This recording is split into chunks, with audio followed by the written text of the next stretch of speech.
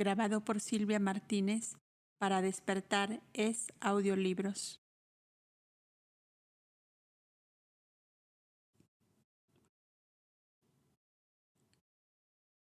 Meduajel de Baudemir. Tal era el nombre que Caíno había adoptado, usando el de aquel príncipe perseguido por los hermanos de su padre, que llegó un día a la paz, herido y enfermo, falleciendo al poco tiempo, no obstante los grandes cuidados que se le prestaron. Los tíos, que eran dos, se habían repartido el patrimonio del joven en el hermoso valle a la terminación de Montes Sagros, junto a un gran lago formado por el río Baudemir, que daba nombre a aquella región. Y era una de las ambiciones de Caíno el conseguir los dominios pertenecientes al nombre que se había apropiado. Y como no podía presentarse en aquel país porque sobrevivían los que habían conocido al auténtico príncipe Meduajel, inventó tomar cautivo al Tidalá, a Boindra, para exigir después como rescate que fueran reconquistadas para él aquellas comarcas pertenecientes al muerto. El poder y la influencia del jefe supremo de la Gran Alianza podía eso y mucho más, según Caíno creía. Y aunque su intento le había salido frustrado, no tardó en empezar a tranquilizarse, mayormente cuando Abelio, que viajaba cerca de él, le decía con su bondad habitual: «Por aquí debías haber empezado, amigo mío, o sea, por presentaros noblemente al Cobda-rey y solicitar su ayuda». «Que no me prestará de seguro», le contestó Caíno, «porque él sabe bien que yo no soy Meduajel como lo sabéis vos también».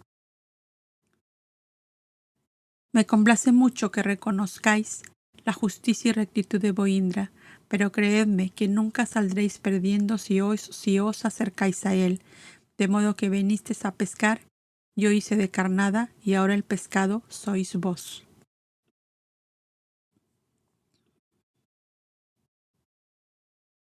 Y Abelio, como si jugara con un viejo amigo, hablaba con la mayor naturalidad, mientras su interlocutor tejía y destejía en su vivísima imaginación un enmarañado telar de sus ventajas y desventajas, de lo probable y de lo improbable que habría en la inesperada aventura en que se veía envuelto a causa de sus imprudentes combinaciones.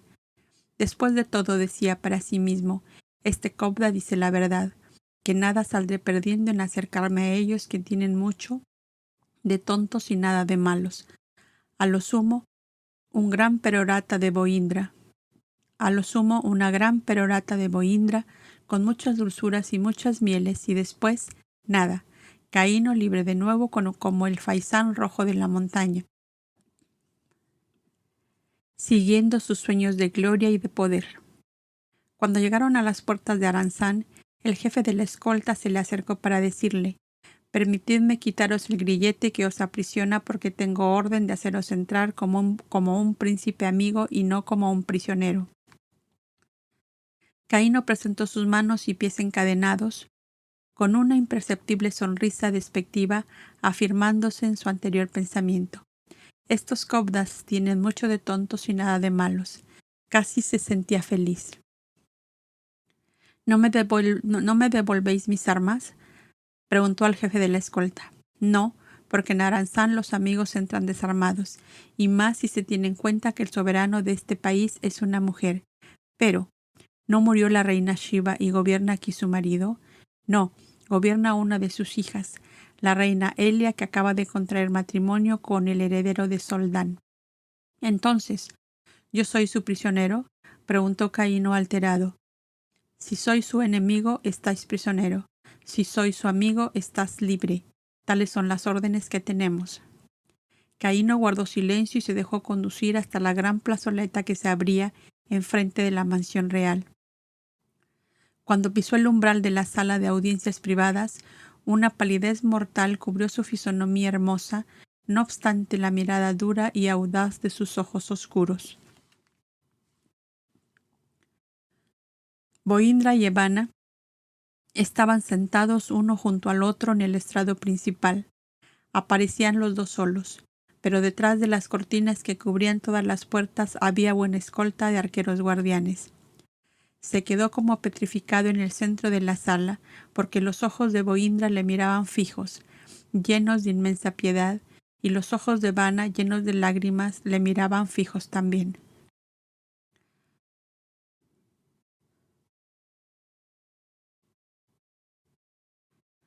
Después de unos momentos de mirarse en silencio, Evanna le tendió los brazos sin levantarse de su sitio, y Caíno, con pasos lentos y casi indecisos, fue acercándose como alucinado por aquellos dulces ojos claros que le miraban a través de su llanto.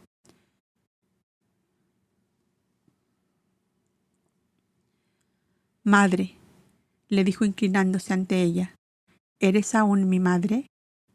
«Sí, Caíno, hijo mío, soy tu madre». Y ya sin poderse contener, rodeó con sus brazos el cuello de Caíno, que se había arrodillado a sus pies.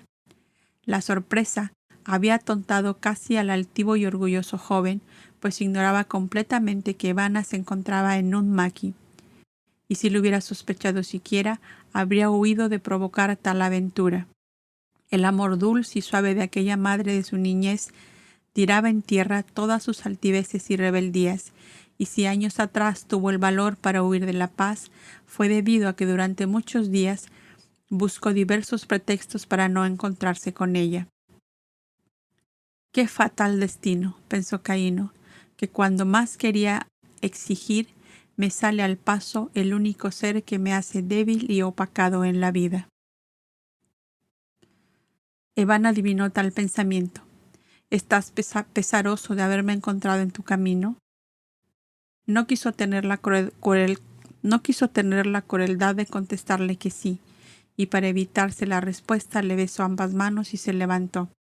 «Cobda Rey», le dijo a Bohindra, «perdonad. Fue tan inesperado el encuentro con mi madre que me ha hecho olvidar hasta las primordiales reglas de la etiqueta». Y tendió a Bohindra su diestra que el Cobda Rey estrechó, haciéndole sentar entre Vana y él. «Supongo», le dijo, «que venís a ocupar el lugar de hijo que os pertenece en el corazón de Vana, en el mío y en todos los que os amaron y os aman aquí y en la paz. Vuestro hermano Abel os ha esperado siempre. Elia y Mavi os han esperado siempre. Adamo, vuestro padre, os ha esperado siempre. ¿Cómo es que habéis tardado tanto para venir?» Caíno estaba aturdido. Creía estar soñando. Creía estar loco. No acertaba con las palabras que fueron prudentes para contestar. ¿Dónde estaba su altivez, su orgullo desmedido, sus ambiciones, su prepotencia de tiranuelo y déspota que gozaba en pisotearlo todo, ultrajarlo todo? De pronto el recuerdo de su turbio pasado de locura y de crimen le hizo reaccionar, y contestando a sus propios pensamientos, dijo nerviosamente: «Es tarde ya, es tarde para volverme atrás. Dejadme seguir mi camino y yo os prometo no molestaros jamás». Evanna lloraba silenciosamente y Bohindra, poderosamente auxiliado por todas sus alianzas espirituales, fue dialogando con aquel ser enloquecido por funestas pasiones que iban precipitándolo de abismo en abismo. La enseñanza que has recibido en tu niñez te dice, Caíno, que jamás es tarde para quien tiene una eternidad por delante. El camino que por propia voluntad has seguido no te ha dado la felicidad. Prueba de ello es que expones tu libertad y tu vida para conseguir algo que te falta. Si me consideras como Bohindra, eres casi mi hijo. Pero si me consideras como el jefe de la gran alianza, has sido sorprendido en territorio de uno de mis más fieles aliados. Y en momentos de cometer la más horrible felonía y traición, que está penada con reclusión para toda la vida. Ponte tú en mi lugar. ¿Qué harías? Caíno se tornó lívido. Si tuviera mis armas, yo sé lo que haría, pero como no las tengo, hago esto. Y de dos saltos como una pantera herida, se plantó en la puerta por donde había entrado, con la intención manifiesta de echar a correr. 4 arqueros le cerraron el paso, y 2 de ellos, tomándolo fuertemente de los brazos, le dejaron paralizado e inmóvil. La pobre Vana exhaló un hondo gemido y se desmayó sobre el estrado, porque pensó que los arqueros iban a matar a Caíno. El doloroso grito de Vana le produjo tal conmoción que, presa de una crisis de nervios, se mordió los labios y la lengua, y atacado de una fuerte convulsión comenzó a retorcerse entre los brazos de los guardias, a los cuales arrojaba salivazos de sangre que salpicaron horriblemente sus hermosas vestiduras color de ámbar con franjas de plata. La sala se llenó de guardias y unos momentos después Caíno reposaba en la tarima de una sala prisión que quedaba en el centro del pabellón ocupado por los guardias en sus horas de descanso. Pasado este primer momento de violenta impresión, decía Boindra a Elia, Mavi y sus hijas, que con Ada habían acudido junto a Evanna: la reacción será favorable, según creo. Aún hay motivo para esperar que el amor de Evanna le salve del abismo en que se ha precipitado. Caíno aún es sensible a ese amor. Mientras así hablaba el Cobdarrey, Evanna abría los ojos y decía llena de ansiedad: no le matéis, no le matéis. Adamu y yo le hemos dado la vida en la barquita aquella. Su madre muerta de hambre, un niñito que gemía. Oh, lo recuerdo como si ahora fuera. Hija mía, ¿quién piensa en matarle? ¿Acaso entre los cobdas has visto matar hombres por criminales que fueran? Piensa únicamente en que tu amor le salve de sí mismo, que es él el único que busca perderle. Cálmate, que aún hay esperanza de que él se ponga en el camino de la piedad divina. Y si ella le perdona y le salva, ¿quiénes somos nosotros para condenarle? En estos comentarios se encontraban cuando sintieron un gran estrépito de armas que se chocan juntamente con gritos de rabia y de furor.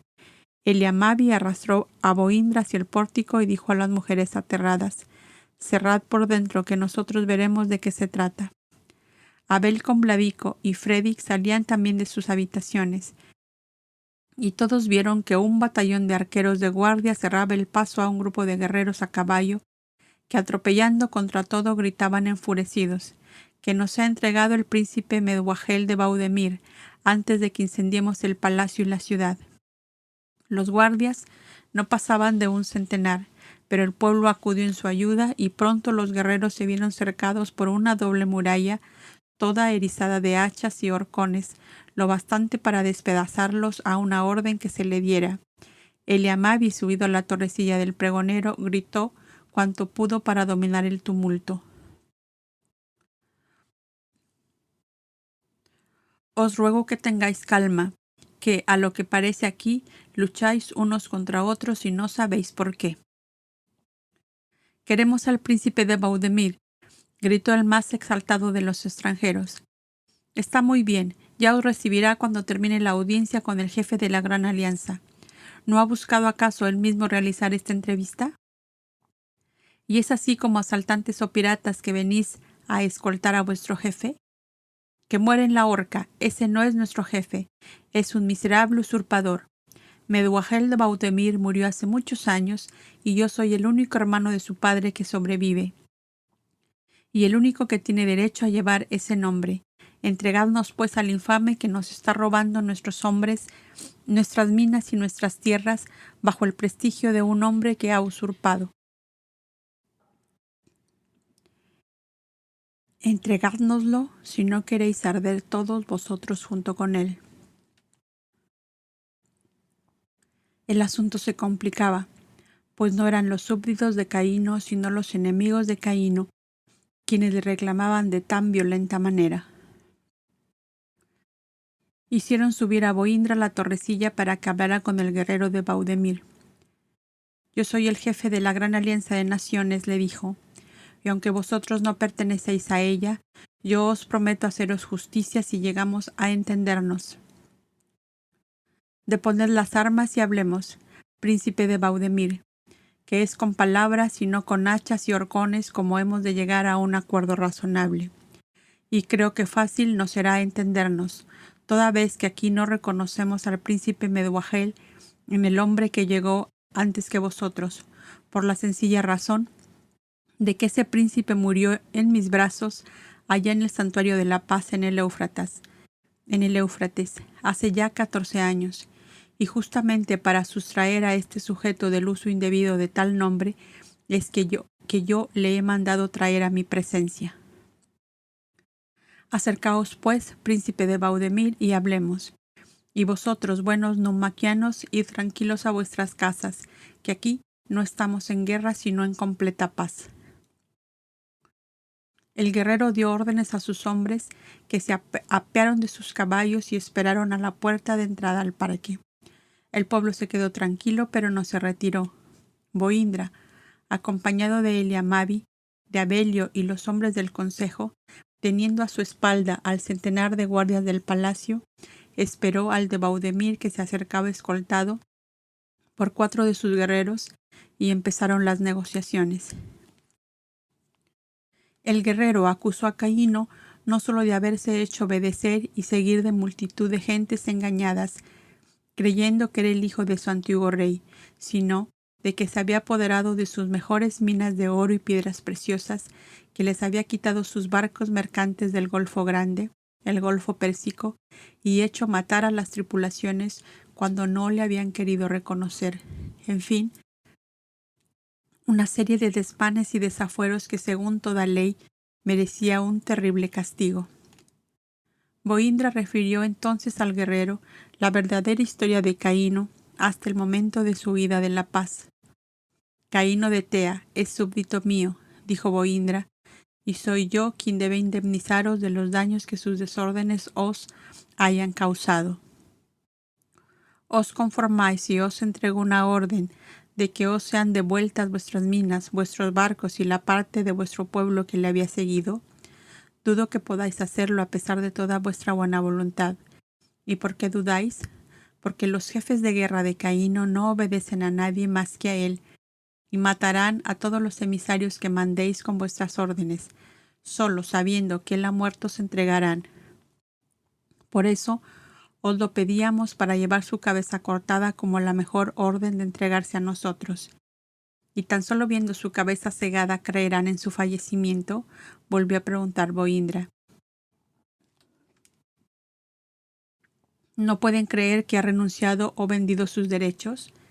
Veo que no queréis matarle, porque vosotros, los hombres de vestido azul, no saldáis vuestras cuentas con sangre como nosotros. Se me ocurre otro medio. Caíno ha dicho siempre a sus jefes de guerra: cuando os traigan mi puñal de cabo de oro y mi cinturón de esmeraldas, huid a las cavernas, porque será señal de que he muerto y de que vais a ser perseguidos. En ese cinturón dicen que lleva un tubito de oro con veneno de áspid para quitarse la vida en último caso. Si os fuera posible quitarle dichos objetos y entregármelos, sería esa la mejor orden que me podáis dar para que yo fuera reconocido como único dueño en Baudemir. Bien está. Enseñadme algo que os acredite como el verdadero dueño de aquella comarca. El guerrero abrió su túnica y enseñó su pecho desnudo, donde había un tatuaje que eran 2 hachas cruzadas y una luna en creciente al centro. Es el distintivo y el símbolo de vuestra raza, dijo Eliamabi. Pedidle la jorca de turquesas que debe llevar en su brazo derecho, añadió uno de los ancianos del consejo.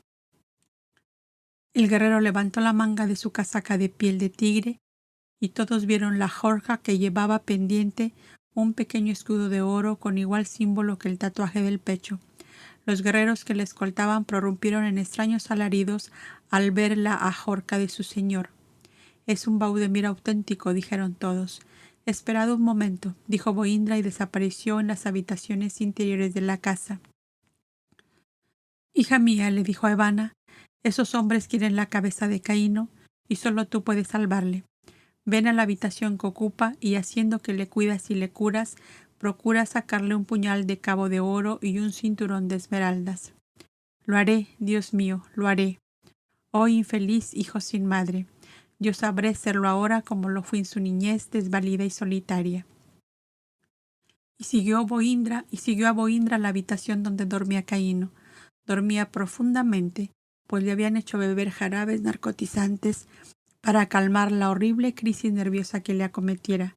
El puñal le había sido antes quitado por los guardias que le desarmaron, pero el cinturón lo tenía puesto. Con gran suavidad, Evanna se lo fue sacando sin que el dormido joven se despertara, y pocos momentos después, los guerreros de Baudemir emprendían la retirada, agradecidos de la justicia hecha por el gran rey de naciones, que viendo a caído sumido en profundo sueño, y ya despojado de lo que él había hecho insignia de su realeza, decía: «Muere por segunda vez Meduagel de Baudemir, y quiera Dios que sea para resucitar a Caíno de Tea, el hijo adoptivo de los niños esposos de la caverna de Gaudes». Y al decir estas palabras acariciaba la cabeza de Caíno, mientras Evanna lloraba en silencio junto a aquel pobre ser extraviado, pensando en que era el mismo niño vivaracho y gordito por cuyas rosadas mejillas corrían lágrimas, mientras llamaba a su madre muerta en aquel trozo de barca, a la cual en vano le pedía pan. Y Evanna, en su silencioso llorar, seguía recordando, y aquellos recuerdos la iban llenando más y más de inmensa piedad para el huérfano rebelde, que así había escapado de la tierna red de su amor maternal. Y veía la corza, aquella fabricada por Adamú, donde tirados por una pareja de renos, tornaban aquel día a la caverna de Gaudes, en extremo felices de haber salvado la vida de aquel niño cuya procedencia ignoraban, pero cuya hermosa carita llena de risa les hacía comprender lo mucho que les satisfacía el pan e higos con que ellos le obsequiaban. Y no pudiendo ya contener Evanna el torrente de piedad y de amor que la inundaba, cayó de rodillas al pie del lecho de Caíno, y apoyando su cabeza sobre el pecho del joven dormido, rompió a llorar a grandes sollozos. Boindra comprendió aquella explosión y, besando suavemente la cabeza de la hija de su hijo, salió sin ruido de la habitación, para que Caíno, al despertarse, se encontrara solo con ella. Oh, las divinas delicadezas del amor. Solo el amor las concibe, las sueña y las realiza.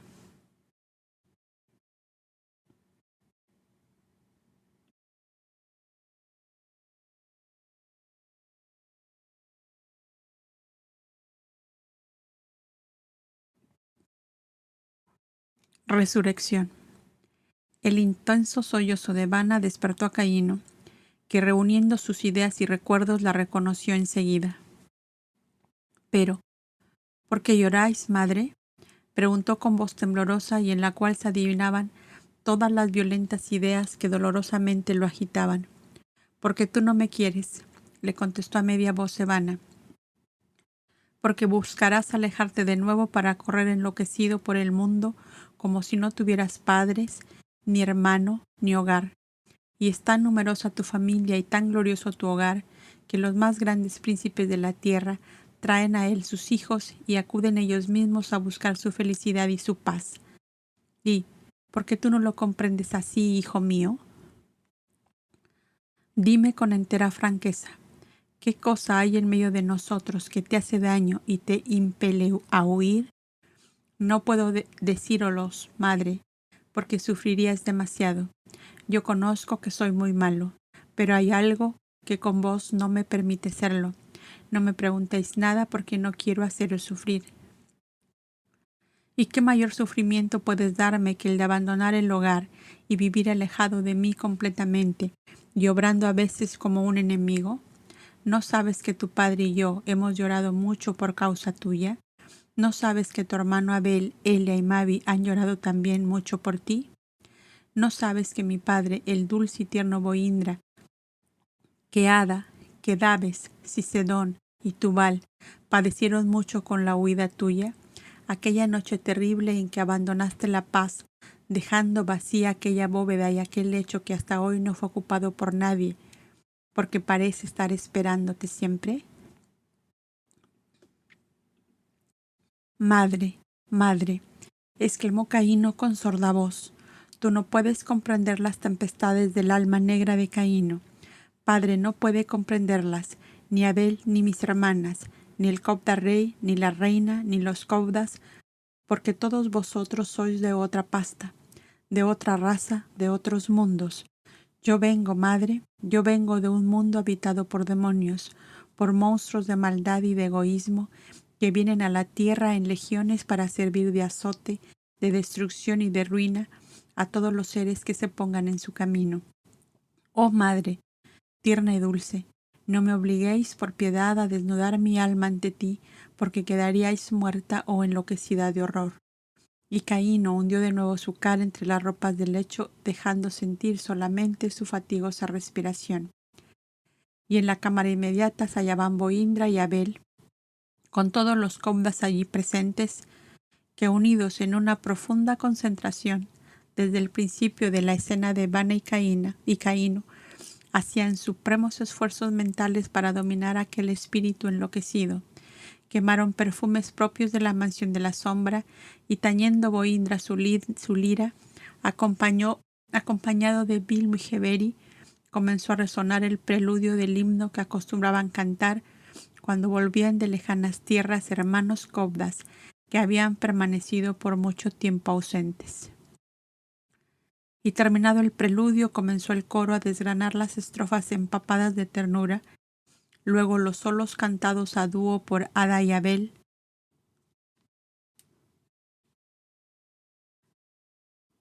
cuyas voces de tiple la una y de barítono la otra formaban una admirable y divina melodía que Caíno hacía mucho tiempo que no escuchaba, y el coro contestaba a los dúos.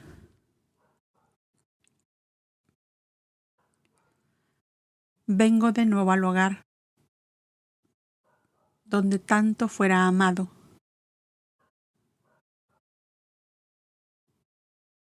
Traigo el pecho lastimado de tanto sentir y llorar. Hermanos, vengo sediento de esta agua que sabe a miel. He bebido tanta hiel mezclada a tanto tormento. Peregrino de la vida, entra de nuevo a tu hogar, donde todo has de encontrar tal como fue a tu partida. Amor dejaste al salir, y ese amor te siguió luego, como si fuera un dulce fuego que corriera tras de ti. Peregrino de la vida, entra de nuevo a tu hogar, donde vas a descansar de la fatiga sufrida.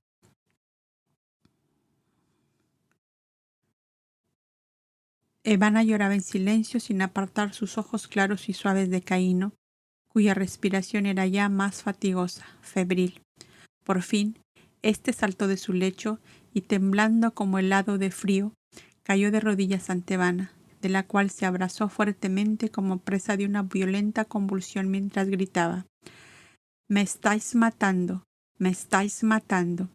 Pero, hijo mío, si no hacemos más que amarte», decíale la dulce mujer, mientras bañaba con sus lágrimas aquella hermosa cabeza llena de rebeldías y de tempestades. Cuando el himno terminó, Caíno se había calmado, y al levantar su cabeza de las rodillas de Vana, ésta vio 2 hilos de gruesas lágrimas que caían de sus ojos oscuros, circundados por profundas ojeras de color violeta.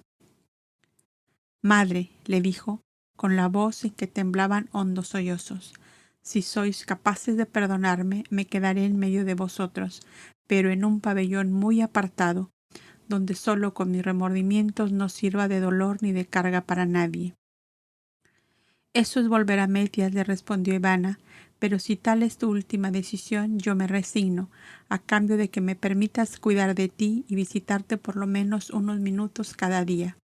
«Pues no, Señor, nosotros no nos conformamos con eso, sino que queremos que nuestro hermano conviva con nosotros como corresponde a un verdadero hermano», decía Mavi, entrando como un torbellino en la habitación mientras llevaba de la mano a su hermana Elia, arrastraba con la otra a Vladico y a Fredrik y a Abel, detrás del cual apareció Ada y Boindra.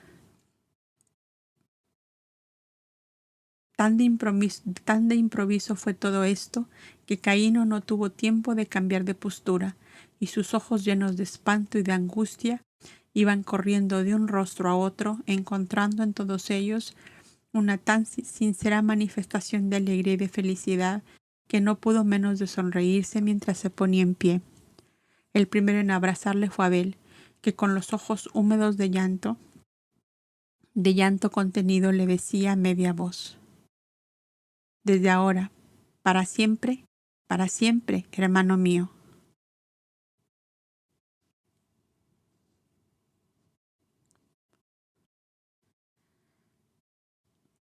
Elia fue la segunda y nada pudo decir porque el llanto la ahogaba. A Mavi le pasó igual después de su primera valentía y no pudiendo articular palabra, se limitó a darle 2 pellizquitos en las orejas como solía hacerlo de niña, cada vez que Caíno le hacía rabiar con alguna de sus grandes travesuras, como era estrellarle contra una piedra los huevecillos de algún nidito que ellas habían encontrado. A la reina hada, cuando se le acercó, Caíno dobló una rodilla y le besó ambas manos, que puso después extendidas sobre su pecho, mientras le decía: «Si estas manos fueran capaces de curar todas estas heridas». «Sí, hijo mío», le contestó la reina mientras se inclinaba para besarlo en la frente, y 2 lágrimas suyas cayeron sobre aquella frente, ensombrecida de turbios pensamientos que solo un grande y sublime amor sería capaz de despejar. Cuando la ola de intensa emoción hubo pasado, se hicieron las presentaciones de estilo de los esposos de ambas hermanas. «Ya ves, hija mía», le decía Bohindra en extremo feliz de esta tierna escena del amor, «encuentras la familia aumentada con 2 hermanos más, aparte de que en La Paz está tu hermanito Set, el último hijo de Adamú y Evana». Caíno no podía hablar. Una mortal palidez le iba cubriendo, y todos notaron que un temblor apenas perceptible sacudía todo su cuerpo. Bohindra se le acercó hasta rodearlo con su brazo, y fue muy a tiempo, pues el joven se desplomó como herido de muerte entre los brazos robustos del Cobdarrey, que, ayudado por Vladico y Freddy, le tendió de nuevo en el lecho. Notó que la frente y las manos ardían de fiebre y que el corazón palpitaba irregularmente, como si en ciertos momentos quisiera cesar de latir. Fueron llamados los cobdas que había en la casa y entre todos le trasladaron a la enfermería, donde era urgente someterle a los tratamientos usados por ellos para estos casos. 2 semanas estuvo Caíno entre la vida y la muerte, atacado de horribles delirios. Era velado día y noche para evitar que se diera muerte él mismo, según era marcada la tendencia que a ello demostraba. Un ciego y loco furor le acometió cuando tuvo la certeza que no tenía más el cinturón, aquel del cual pendía una pequeñita redoma con veneno de áspid, y entonces buscaba golpear fuertemente su cabeza contra el muro de la habitación, tal como lo hiciera el viejo jardinero aquel que sugestionó a una berecina en La Paz, por lo cual Bohindra y los otros cobdas decían: «Son las mismas fuerzas malignas gobernadas y dirigidas por una mente emponzoñada de odio y de furor. Que el Altísimo perdone al autor que no sabe el mal que se hace». Una noche, mientras le velaba a Belio, Caíno se despertó lúcido y bastante tranquilo. Le reconoció enseguida y, recordando los comienzos del drama, dijo: «¿Continúo siendo vuestro prisionero? ¿Qué género de muerte pensáis dar a vuestro cautivo? ¿Habláis de muerte cuando acabáis de vencer a la muerte y volver a la vida? Si preguntáis qué vida os daremos en adelante, hablarías con más acierto. Muy pocos seres pueden jactarse de ser tan amados de la vida como tú. ¿Por qué lo decís? Porque 3 veces que yo sepa, has estado a punto de muerte y vives todavía.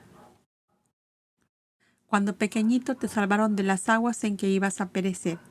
Si no te traemos prisionero, te asesinan en las montañas de Baudemir los parientes de Meduagel.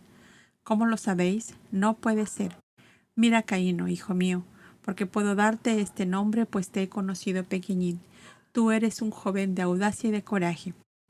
Eres hasta temerario, y ello te impide a veces planear con acierto tus empresas. Sabe pues que han llegado a Nunmaki 300 guerreros de Maudemir, cuyo jefe nos ha dicho que hace 2 años sigue tus pasos, espiando el momento de encontrarte a tiro de sus arqueros.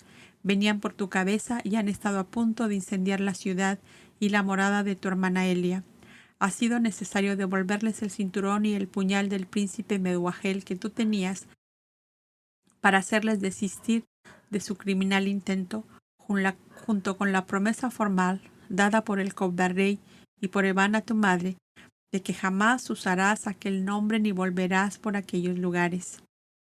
Caín no escuchaba en silencio. ¿Y por qué vosotros habéis hecho esto? Me hubieras entregado y no os hubieras visto amenazados de perecer por el incendio, ni yo obligado a gratitud con vosotros. Caíno, exclamó Abelio, espantado de aquella franqueza helada y cruel, si te hemos salvado la vida, no es interesados en tu gratitud, sino por el grande amor que todos sentimos por ti, por el hijo de Adamú y Evana, si para ti nada vale el dolor de esa madre. Perdonadme, por favor, soy malo, muy malo. Ya os dije que soy malo, y se cubrió el rostro con ambas manos. No, Caíno, no eres malo, estás simplemente ofuscado. Necesitas reaccionar sobre ti mismo, o sea, sobre tu yo inferior, para que salga a flote como un loto sobre el agua tuyo superior. Ese, que es la verdadera chispa emanada de la eterna energía, del eterno amor. Esta noche me tienes por confidente. Dime, ¿qué es lo que anhela y busca tu espíritu en la vida aventurera que te entregaste apenas salido de la niñez? ¿Qué buscaba? ¿Y preguntáis qué busca el hijo de nadie, al niño encontrado envuelto en harapos junto al cadáver de la madre muerta de hambre y de miseria? ¿Al hijo de una esclava apaleada y vendida como se vende una bestia después de haberle devorado el cachorro? ¿Preguntáis qué busca el chicuelo sacado de un río como un pajarillo caído de un nido? Oh, si tenéis capacidad de comprensión en vuestra mente y sangre roja en vuestras manos, no debéis hacer tal pregunta al desgraciado que ignora cómo se llama a los 26 años de la vida. —¡Qué mal razonas, Caíno! —exclamó Abelio, acariciándole con la mirada y con la voz llena de piedad y de ternura. Te educaste en un santuario Cobda, donde una claridad meridiana alumbra todos los caminos, y con todo no has podido ver lo que había y hay de grande y de bello en tu destino. Tu desgracia es esta y no aquella que tú te figuras. Os ruego que me hagáis ver en este instante lo que no vi en 26 años. Veamos. Según todas las probabilidades, naciste en una tribu del país de Nairi, de una mujer extranjera que el menor de los hijos de Chevea guardaba ocultamente poco antes de su matrimonio con Droid. Como se enterase ésta del anterior amor de su marido y que había un vástago, amenazó de muerte a la madre y al hijo, por lo cual la infeliz mujer huyó, creyendo encontrar hacia la pradera del Éufrates un medio fácil de ganar el sustento. Aún no sabemos de qué raza o tribu procedía tu madre, pues los indicios encontrados se contradicen, razón que ha inducido al Cobdarrey a pedir nuevas averiguaciones en los países que riega el Éufrates. Un Cobda, hermano nuestro, Murev, a quien no conoces porque vino del mar Caspio, está encargado de este trabajo, y las últimas noticias suyas son de haber encontrado un indicio que casi es una evidencia. Pero ten por cierto, Caíno, que tu origen materno es cosa secundaria comparada con la realidad que tienes. Hijo de Adamú y Evana por el amor que te brindan, hermano del hombre luz de esta hora, nieto del Cobdarrey, ¿deseas más aún?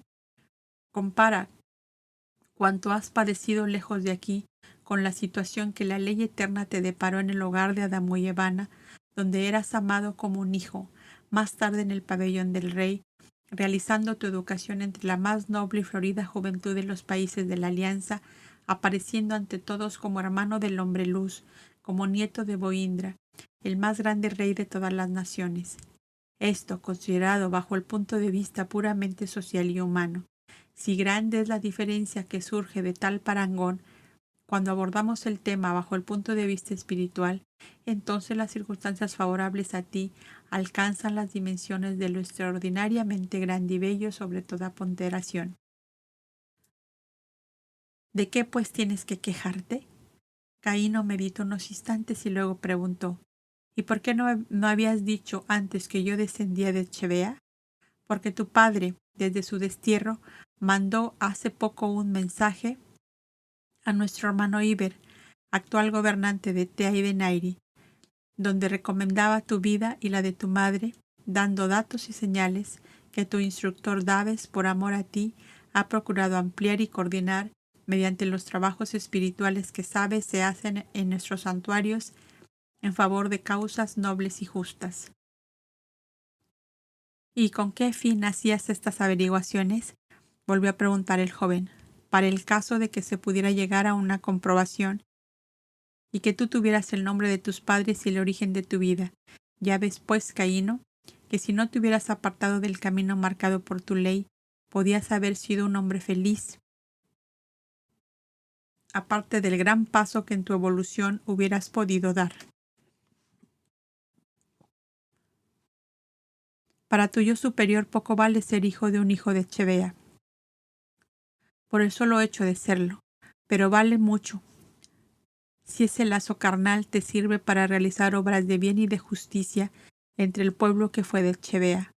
Nuestro hermano Iber gobierna aquel pueblo porque le fue impuesto por las circunstancias. Oh Caíno, Caíno, mientras tú perseguías con odio al hombre luz y a los cobdas, ellos se ocupaban de descorrer el velo que ocultaba tu origen para darte un nombre y un camino de justicia y de bien entre los hombres. Abelio, pangrave Abelio, mátame porque soy un reptil venenoso que destruyo todo cuanto toco. Gritó con voz enroquecida por la angustia el infeliz Caíno, que ante la suave y clara disertación del cobda veía enormemente grande su ruin y desleal conducta. No es tu muerte sino tu vida, hijo mío, lo que deseamos los hombres de vestido azul, pero no la mísera vida de egoísmo feroz y vergonzoso que has llevado hasta ahora, sino la vida de un espíritu llegado ya a la clara conciencia de sus destinos. ¿Quiénes conocen el secreto de mi vida que acabáis de referirme?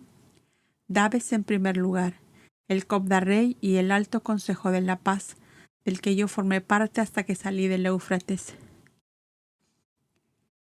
Infeliz pajarillo caído de un nido, chicuelo harapiento arrancado de entre los brazos de una esclava muerta.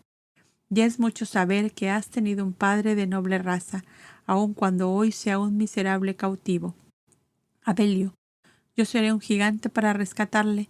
Yo me arrastraré como un gusano por las rocas para llegar hasta su prisión y decirle, reconóceme, ¿soy o no tu hijo? Calma, calma, hijo mío.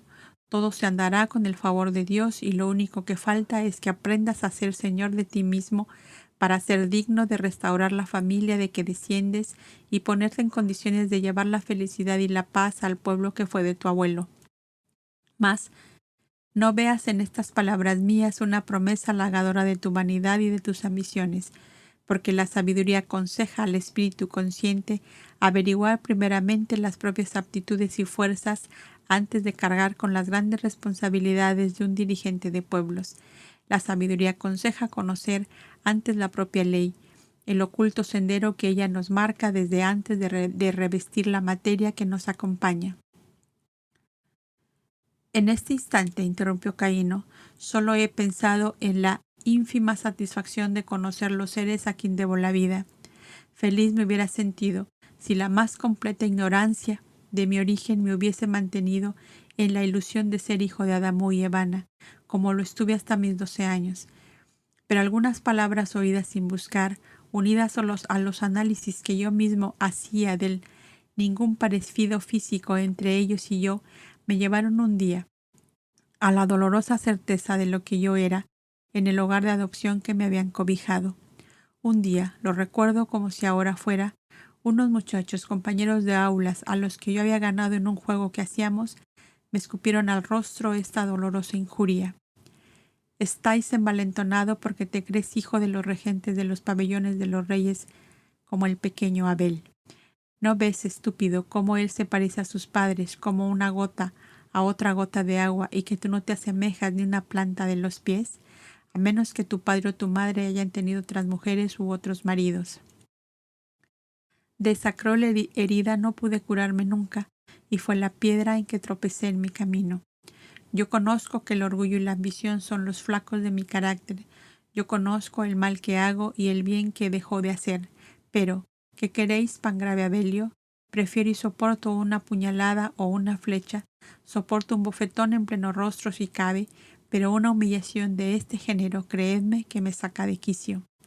Caíno, le dijo el Cobda, justamente con esos puntos flacos de que adoleces es que debes combatir, pues todos los errores de pasadas vidas tuyas han tenido ese origen. ¿Sabéis la historia de Nojepastro? No. ¿Quién era Nojepastro? Era el padre de la princesa Sofía, aquella que con su esclava Milcha habitó la caverna en que nació Abel y donde vivieron Adamú y Evana. Ah, sí, la caverna de los renos y de los tapices del dios cazador y del dios del mar que tanto me entusiasmaban en mi niñez. Bien, pues, Evana es hija de la princesa Sofía, como Adamú lo es hijo de Milcha. Esto lo sabes. Sí, sí, como también que el padre de Evana se llamó Yoheván y el de Adamú es el pangrave Aldis. Justamente, pues Nojepastro, siendo padre de Sofía, es abuelo de Evana y bisabuelo de Abel. ¿Y qué quieres decirme con eso? Quiero deciros que Nojepastro, a causa de su orgullo y su ambición, entorpeció su propio camino y torció sus rumbos en vez de servir de lámpara para alumbrar la nueva civilización que empezaba. Y finalmente, que Nojepastro eras tú mismo. ¿Cómo? ¿Cómo? ¿Cómo lo oyes? Y como tanto dolor causaste a Sofía y Yoheván, a Milcha y Aldis, y llevaste a la desgracia y a la desesperación a centenares de seres y de pueblos que dejaste deshechos con guerras de conquista, ¿acaso en esta vida tu ley te marcará una ruta de oscura y silenciosa expiación? ¿Y sabías todo esto y nada me habías dicho? Exclamó el joven quejándose. Porque antes de llegar a la edad competente para comprenderlo y analizarlo, huiste del santuario donde la bondad divina te llevó, para que aprendieras a reparar el mal que habías causado.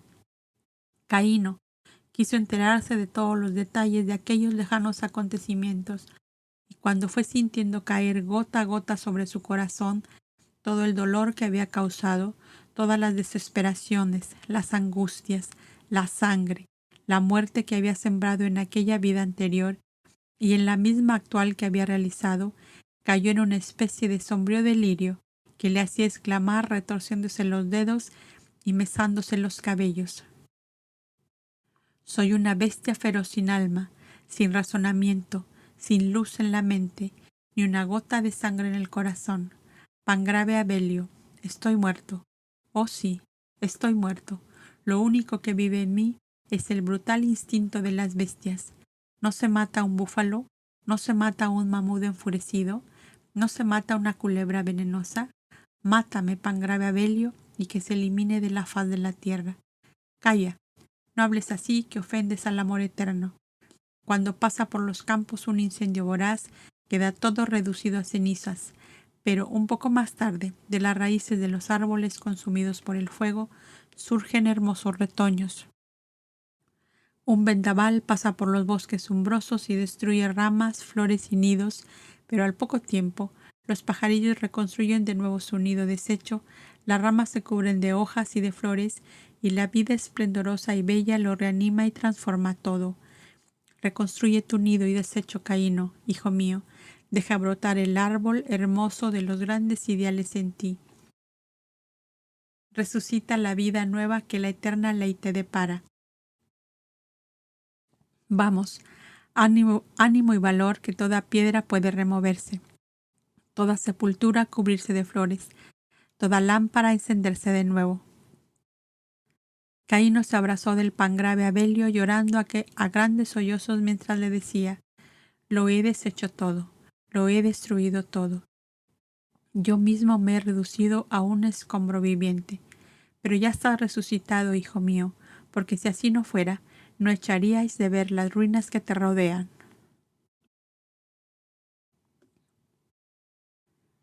entre las nieves del norte. Pocos días después, como una hermosa bandada de aves viajeras, se dispersaban en distintas direcciones los huéspedes de Nunmaki, dejando profunda impresión de amor y de tristeza a la vez en los que quedaban en la vieja mansión de Aranzani de Shiva. Boindra, Ada y Evana se unieron a la caravana que hacía el viaje periódico desde el Irán al Éufrates. Vladico y Mavi atravesaban con su escolta de arqueros las montañas Zagros para encontrarse de nuevo en la ciudad de Azag, donde les esperaba su pueblo. Abel, acompañado de un buen número de Kovdas, se incorporó a la caravana que hacía viajes al país de Man, Armenia, hasta la costa del Ponte Euxino, donde un buque velero debía llevarles a la orilla opuesta del mar, a Escitia, Teutonia y los países del Báltico, donde innumerables tribus tenían repartido entre sí aquellos vastos territorios. Los países de Roxolania, de Agafir, de Skordisca y de Geta eran los principales que formaban el vasto dominio que habían sido gobernados por Lugal Marada desde muchísimos años atrás. Llevaba consigo a Eric, el hijo mayor del gran jefe del norte, y varios Kovdas originarios de aquellos países y que estaban vinculados por lazos de sangre con casi todos los caudillos jefes de tribus. Habiendo tenido conocimiento tiempo atrás que en el país de Roxolania era donde se hallaban cautivos los hijos de Chebea, Abel llevaba consigo también a Caíno, a los fines de que se encontrara con su padre, que en calidad de esclavo de un poderoso magnate desempeñaba el cargo de guardián de sus inmensas majadas de renos. Para hacer menos amarga la humillación de Caíno, cuya desastrosa vida pasada lo llenaba él mismo de vergüenza y amargura, Abel y los Kovdas que le acompañaban hacían inauditos esfuerzos por sembrar en su nuevo camino flores de esperanza y de optimismo. Debido a lo accidentado del terreno, pues desde Nunmaki hasta el Ponto era una casi interrumpida cadena de montañas. Habían decidido realizar el viaje en asnos y mulas, viéndose obligados a veces a avanzar con abrumadora lentitud. Caíno había enflaquecido notablemente, y su espíritu, abatido por lo que él llamaba la derrota de su vida, había caído en una especie de silenciosa melancolía que le impulsaba siempre a buscar la soledad. Al despedirse Evana, le había hecho prometer solemnemente que no se separaría de Abel bajo ningún pretexto y que tornaría a la paz donde ella y Adamu le esperaban. «Yo espero la felicidad para ti, hijo mío», le había dicho ella al abrazarlo por última vez. «Espérala tú también». Y eran minuciosos los encargos que a este respecto la tierna madre había hecho a todos los Kovdas que acompañaban a sus hijos. «El uno es la luz», decía ella. «El otro es toda tiniebla.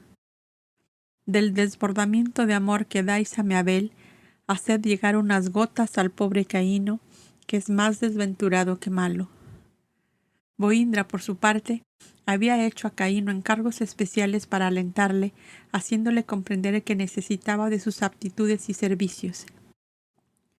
Le había encomendado estudiar las organizaciones de las tribus mineras y su forma de comerciar y de purificar los metales.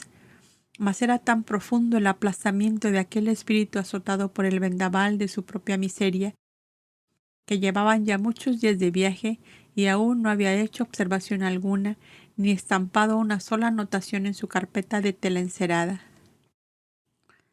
Eran 29 Kovdas los que acompañaron a Abel en su gran misión a los países del norte. Entre ellos iban 2 buenos notarios educados en Egadá, varios con fuerza magnética de diversas formas de aplicación, según se tratase de trastornos físicos o de corrientes astrales destructoras y dañinas. Les acompañaban por vía de defensa de tribus salvajes o de bestias feroces una escolta de 40 arqueros seleccionados entre el pueblo circasiano, unidos a los que vinieron del norte acompañando al príncipe Eric. Era un total de 74 hombres los que formaban la caravana, en la cual iban también los 3 ancianos jefes que habían conducido desde su país natal al hijo de Lugal Marada. Entre los copdas misioneros había uno que era originario del país de Roxolania, al norte del Ponte Euxino, que era el que había llevado a Negadá la noticia de que en tal país se encontraban cautivos los hijos de Chebea. Boindra, con su buen tino habitual para conseguir éxito en todas las empresas, encomendó a Caíno con especial interés a la solicitud de ese cobda a quien llamaban Murev. Era un buen sensitivo y mejor instructor en cuestiones espirituales, formado en la escuela de Adonai y de Senio, en lo que a aptitudes generales se refiere. Con 59 años de edad, había gastado 30 por lo menos en recorrer los diversos países del continente como visitador de todos los refugios de cobdas, misioneros que existían diseminados como nidos de águilas entre las montañas o como plácidos nidos de garzas en las praderas regadas por ríos caudalosos. Conocedor de las costumbres, de los cultos y de las lenguas de todas aquellas comarcas, era la persona más apta para servir de buen auxiliar al joven maestro en la misión que desempeñaba y a la vez el mejor confidente para Caíno, que al cabo de pocos días decía: «Me aparté con dolor del pangrave Abelio, creyendo que su ausencia me arrojaría en una hosca soledad, y me encuentro con vos, pangrave Murev, que parecís un archivo donde cada cabello de vuestra cabeza y cada pliegue de vuestra túnica parece un rollo de papiro con un conocimiento diferente. Decidme, ¿cómo habéis tenido tiempo para aprender tantas cosas? Oh, hijo mío, el eterno amor fue tan bueno para mí que me arrancó de mi familia y de mi país a los 4 años, en que una espantosa avalancha de hielo, al irse retirando los glaciares, acabó con casi todas las tribus del norte del Ponte Euxino. Y yo con una hermanita que aún vive en Negadá, fuimos salvados por uno de los cobdas montañeses del Hircanio, que entonces había huido de su santuario por las persecuciones de la Samurance. A esa temprana edad era yo huésped del orfanato de Negadá, donde recibí la educación adecuada para ser un hombre útil para mí mismo y para la humanidad que me rodeaba. De mis 59 años, sacando los 4 de mi niñez, todos los demás los he empleado en adquirir los conocimientos que a ti te parecen todo un archivo de las edades.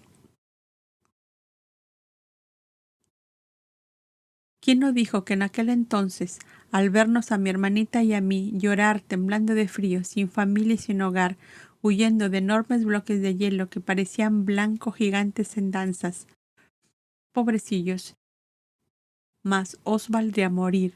Y ya ves cuán errados son los juicios de los hombres. Hemos vivido y con el favor de Dios hemos sembrado y cosechado bastante en los campos del Señor de los mundos. ¿No es, dime, una casi infinita felicidad el ver desfilar por la memoria como azul bandada de avecillas todos los seres a los que uno ha podido iluminar, consolar, abrir caminos nuevos y hacer sonreír en la paz y en el amor? Mi hermana, más que yo, todavía puedo decir, pues en su condición de mujer y de sensitiva hipnótica, con una bien marcada disposición para la música, ha sido y es como el Boindra del santuario de mujeres copdas de Negadá. Parece como que la lira en sus manos hiciera olvidar las ligaduras de la materia y transportar a otros cielos y a otras esferas. Y no creas, Caíno, que esto lo refiero para vanagloriarme de ello. Si lo menciono ante ti es buscando curar tu pesimismo crónico que te hace encontrar la desgracia, el mal, lo insalvable, espantoso y terrible en todo cuanto te sucede. Créeme, eso es una simple enfermedad del espíritu, fácil de curar cuando una firme y poderosa voluntad se decide a ello. Mientras tanto, Abel se dedicaba con gran empeño a tomar los conocimientos preliminares referentes a las costumbres, religiones y lenguas de los pueblos que iba a visitar, a los fines de evitar rozamientos y choques penosos con los hombres del hielo. Como ellos graciosamente decían, amenizando con emocionantes relatos y anécdotas lo que ocurría de ordinario entre aquella numerosa porción de humanidad con la que iban a entrar en contacto. Y cuando se sentía fatigado del cúmulo de ritos, ordenanzas y símbolos, de fórmulas y de sistemas de expresión, dejaba caer sus brazos como abrumado sobre sus rodillas, sentado bajo su tienda de viaje, y decía: si más no puedo, les diré que soy un mensajero del amor, y ese lenguaje lo comprenderán todos.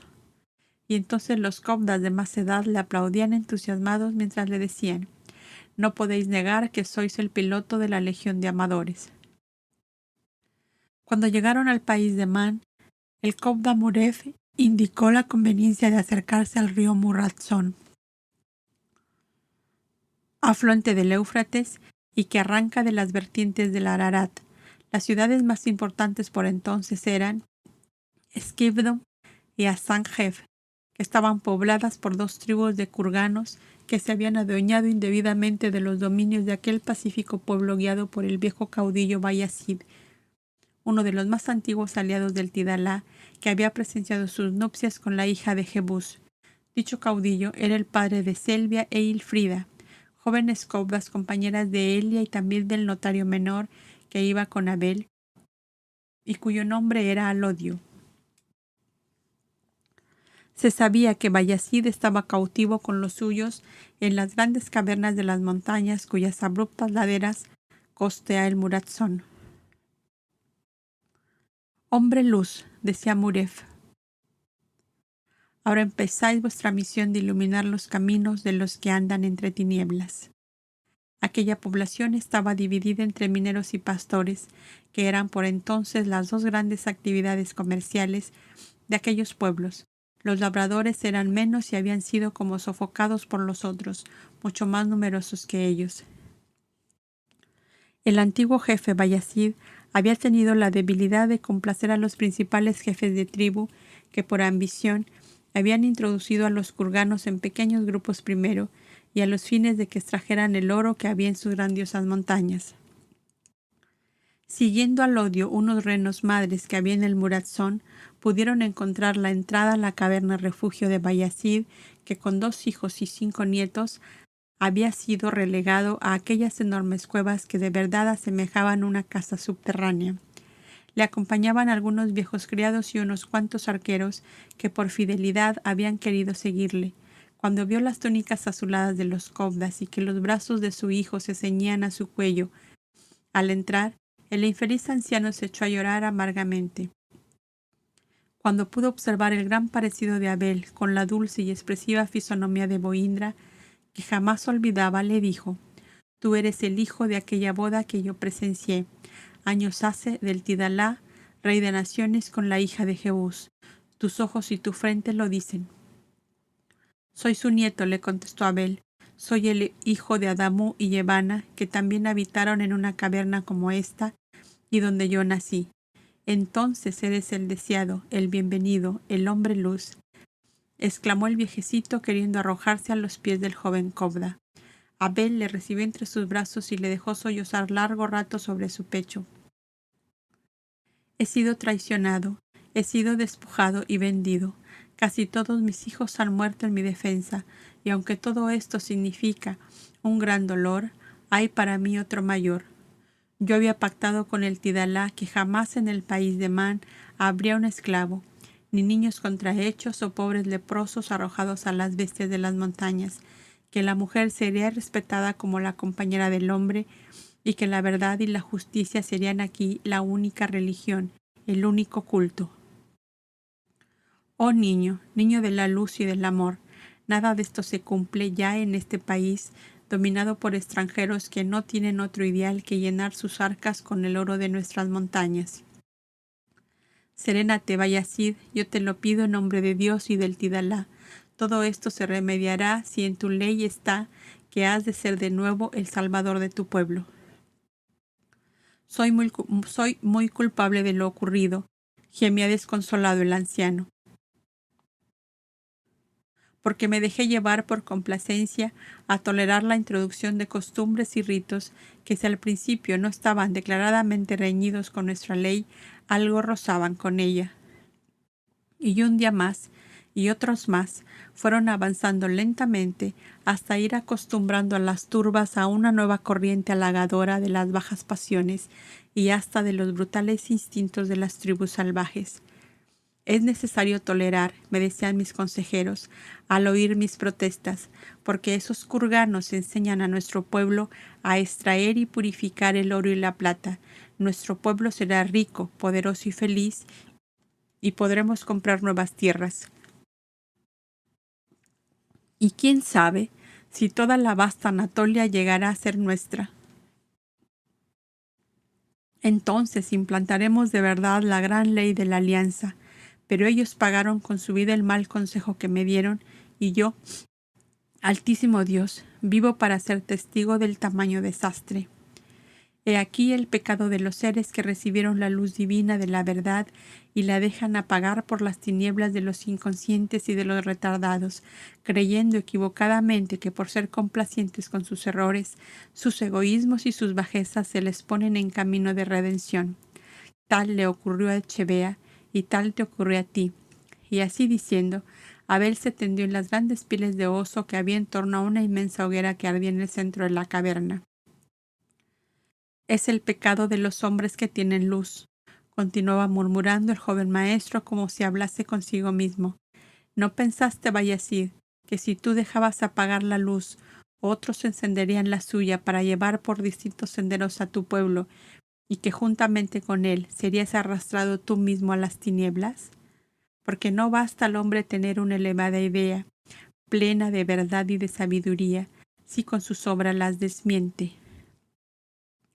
Y si mal obran los inconscientes por falta de conocimiento a causa de su atraso moral y escasa evolución, peor y 1000 veces peor obran los que, conociendo la verdad y el bien, siguen la engañosa corriente por efímeras complacencias que dejan en su maldad a los atrasados y van minando la energía espiritual de los conscientes.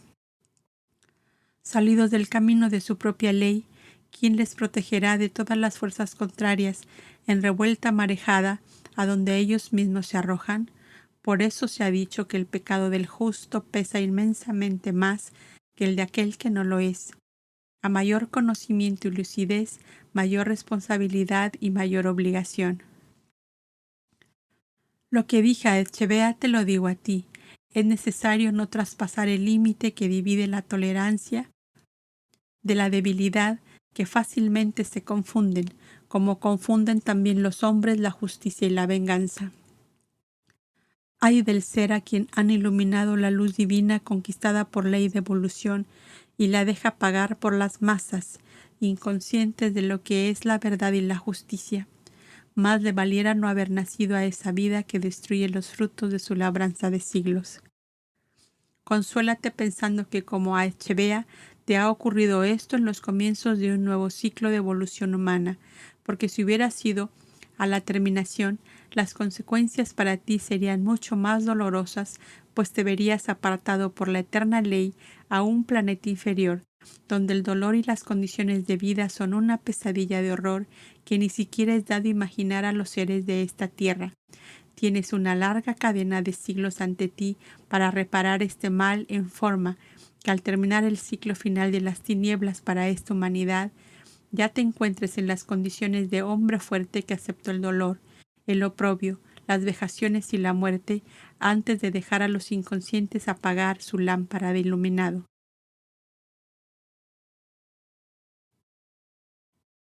¿Por qué? Dime, ¿han de ser los ciegos guía de los que ven con sus ojos la luz del sol? Huís de los leprosos del cuerpo, temerosos de que os transmitan su mal.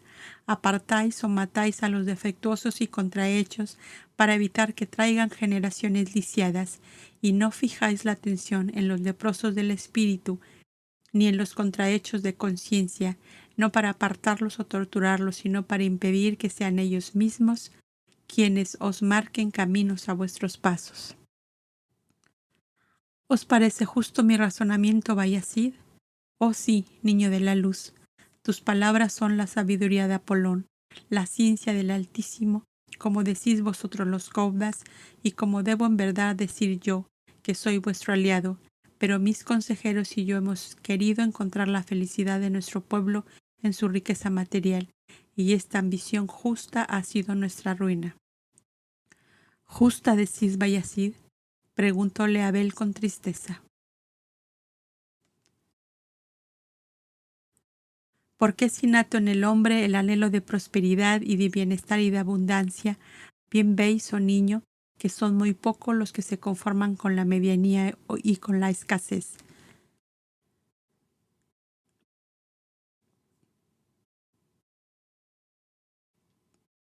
Bayazid, amigo mío, con dolor te digo que siendo aliado de tantos años, la ley de la gran alianza no ha penetrado en tu campo, ni ha germinado, y hoy te encuentro vacío de cosecha, sin flores en tu jardín y sin frutos en tus graneros. Dices bien que la prosperidad es un deseo innato en el hombre que nace, vive y muere buscándola, porque la eterna ley puso tal anhelo en el ser como acicate para el progreso también eterno a que está destinado, pero le dio también la antorcha de una inteligencia y la palanca poderosa de una voluntad que se fortalece y agranda con el ejercicio a que le obligan las resistencias que encuentra. Ahora, analicemos y verás la luz. Los kurganos, ¿quiénes son? ¿Considerados como colectividad que se ha introducido entre vosotros? Bien sabéis que forman ellos una porción de humanidad recién llegada a la categoría de seres conscientes, entre los que abundan aquellos que entran por vez primera en el reino humano. Para su edad como espíritus, ellos están en lo que la ley les marca. No ven ni pueden ver por el momento otra cosa mejor que desprender de las montañas los filones de oro que están a la vista, y que saben despierta la codicia de los grandes de la tierra.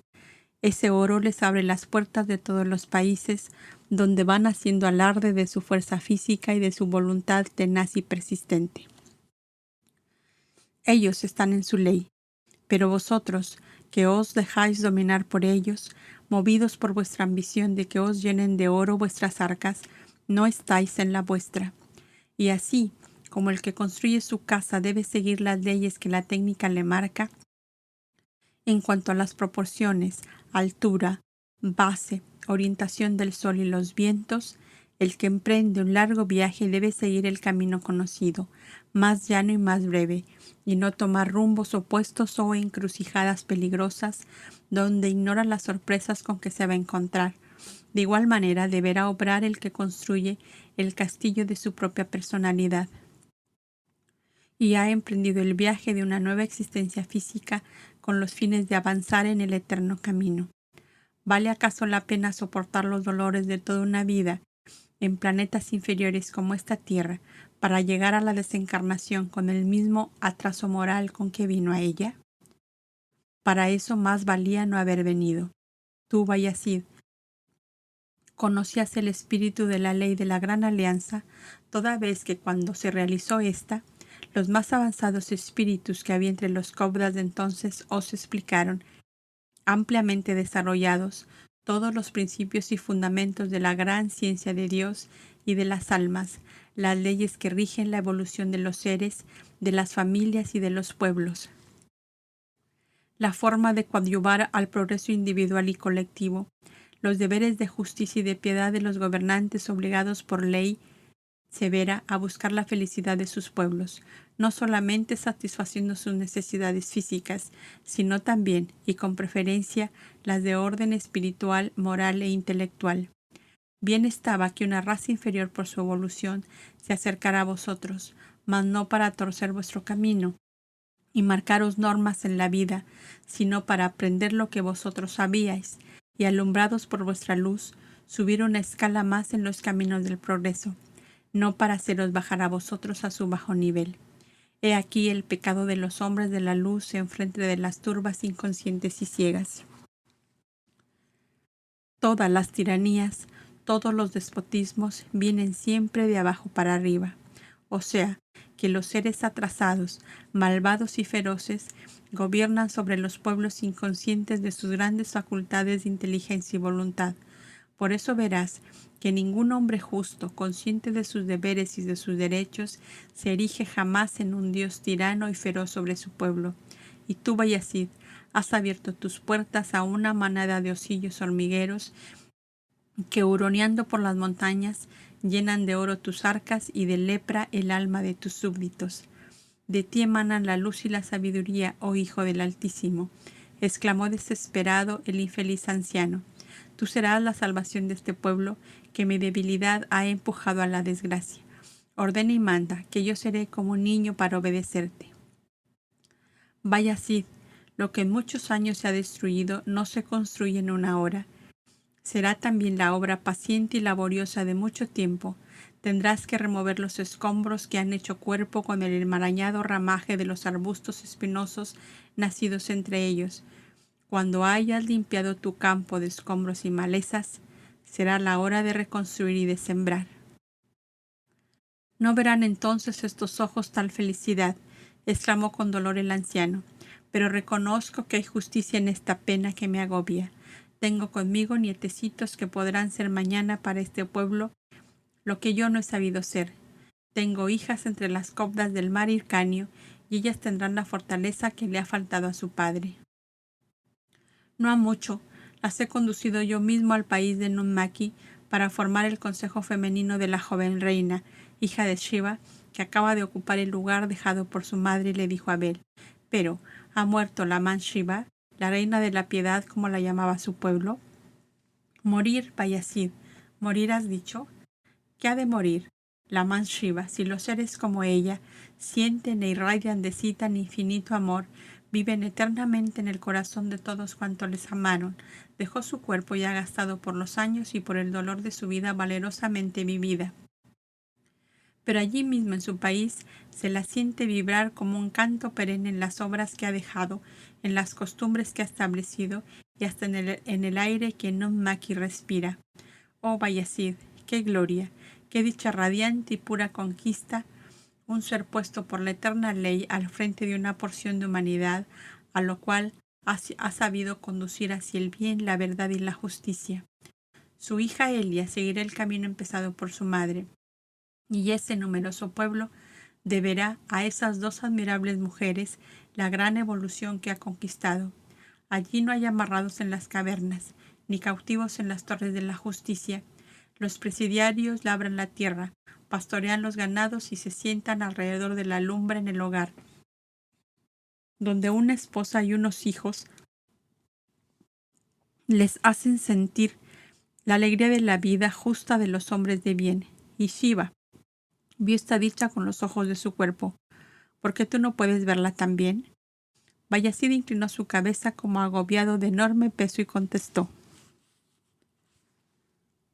Porque yo no he amado como ella. Me he ocupado del cuerpo de mis súbditos, pero poco o nada he pensado en su espíritu, que al igual que el mío necesita de cultivo y de expansión y de esperanza y de energía para realizar la jornada. Mi pueblo ha comido hasta la hartura, ha satisfecho sus instintos, sus necesidades y hasta sus caprichos, mas no ha sido educado como para tener conciencias de sus derechos y deberes. No fui fuerte para dominar la inercia de la mayoría en contra del cultivo de la inteligencia y de las elevadas facultades del ser, y hoy me encuentro con una turba inconsciente de ovejas que igual acepta un jefe que otro hasta tener buen pasto para su boca.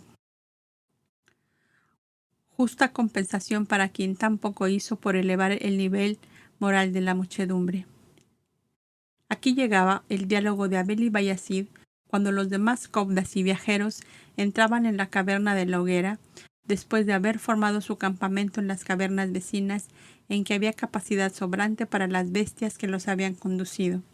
En aquel paraje situado junto al río Muratzón, más o menos a la altura en que existen hoy la ciudad de Mush, debían reposar 2 días, pues los viajeros de más edad, que se sentían muy fatigados. Allí dejó Abel la influencia de su palabra llena de luz y de sabiduría, y la resolución firme en Bayazid y un centenar de sus adeptos de buena voluntad para instruir al pueblo en sus derechos y deberes de hombres conscientes y libres. 2 de los copdas de la misión quedaron al lado de Bayazid, que sin ese apoyo sabía bien que no tendría fuerza suficiente para reconstruir lo que su debilidad y excesiva complacencia había destruido. Al amanecer del día tercero de su llegada, la caravana continuó su marcha rumbo al noreste hasta las tierras bañadas por dos grandes ríos, afluentes del mar Hircáneo o Caspio, el Aras y el Kura, que corrían entre nevadas montañas.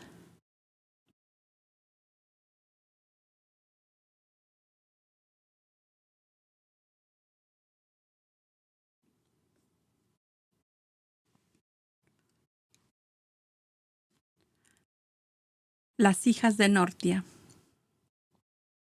La segunda etapa del largo viaje debía ir a terminar en el país de Cólquida, la posterior Gogorena de la época de Alejandro, donde una nieta del lugar Marada, de nombre Valquiria, estaba al frente de 10 numerosas tribus de escaldunas que habían rechazado la intromisión de caudillejos de segundo orden, que a la muerte del viejo y poderoso jefe pretendieron esclavizar a aquellos pueblos.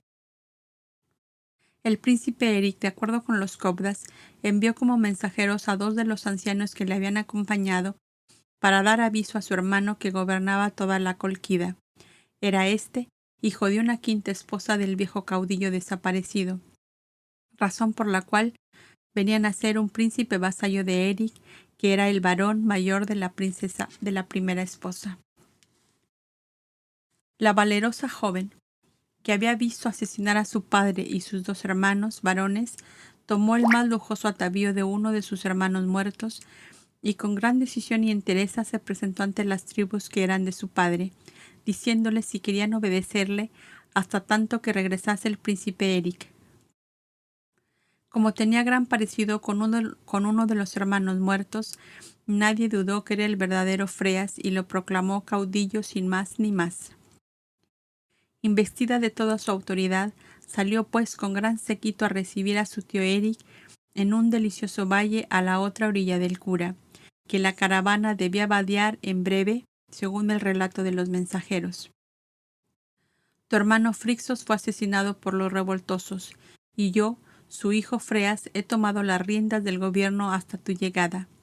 Tal fue el primer saludo que oyó Eric al pisar la tierra, donde comenzaban los dominios que fueron de su padre.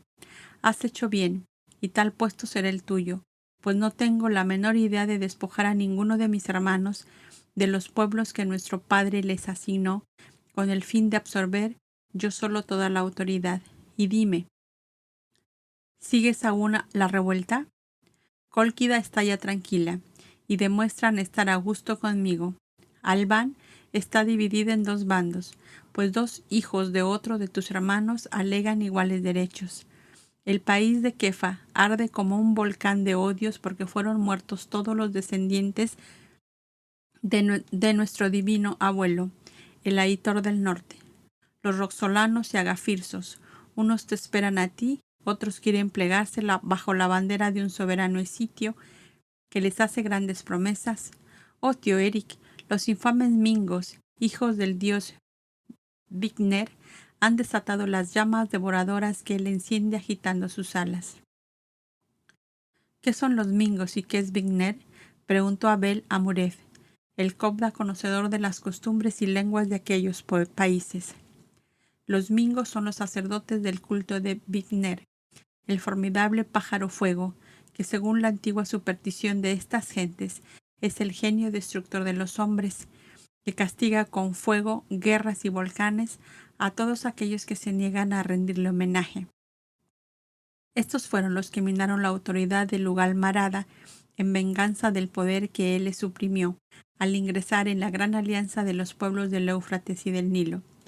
Y ellos fueron los causantes de su muerte y de la espantosa revuelta que agita todos estos países, añadió el joven Freas, que comprendió la anterior respuesta de Murev. ¡Qué hermoso príncipe rubio!, exclamó Caíno, al oído de los cobdas. Su rostro parece de cera y su voz es delicada como la de una mujer. Es que debe casi ser un adolescente, le contestó el cobda, y además, en estos parajes, los hombres llegan a la juventud conservando aspectos de la niñez. Aquí no corren tanto en crecimiento y desarrollo como en nuestros climas tropicales. Pues entonces, añadió Caíno, las mujeres deben ser aquí como muñecas de alabastro. Ya sueñas, Caíno. Bien, bien, hombre. Nuestro hermano Muref por lo pronto te servirá de introductor cuando creas llegado el momento de hacer alianza con una dorada mariposa de esas que parecen una redoma de miel. ¡Qué ojos! ¡Qué perfiles los de este príncipe Freas! ¿Por qué habrá nacido varón si tiene belleza de mujer? Pero, hombre, tendrá hermanas que de seguro serán más bellas que él. No por esto vas a dejar caerse al suelo tus ilusiones. Freas, exclamó en alta voz Eric, aquí tienes al representante del Tidalá de los pueblos del Éufrates y del Nilo, que viene con todos los poderes de su ilustre abuelo para ayudarnos a establecer el orden y la paz entre las tierras que gobernó Lugal Marada, mi padre. Ambos se inclinaron profundamente y con las puntas de los dedos se tocaron el pecho. Apolón te guarde, dijo Freas. El Altísimo te dé la paz, dijo Abel. Y tomando de nuevo sus cabalgaduras siguieron a Freas y su séquito en dirección a la ciudad de Kifausur, que era la capital del país de Nortia, como se le había llamado a esa parte del Cólquida, en recuerdo de la primera esposa de Lugal Marada, o sea, la madre de Eri, que había fallecido hacía ya muchos años, sea por adulación al gran caudillo y después a su hijo. Fue creada una especie de fábula o leyenda en que aparecía Apolón.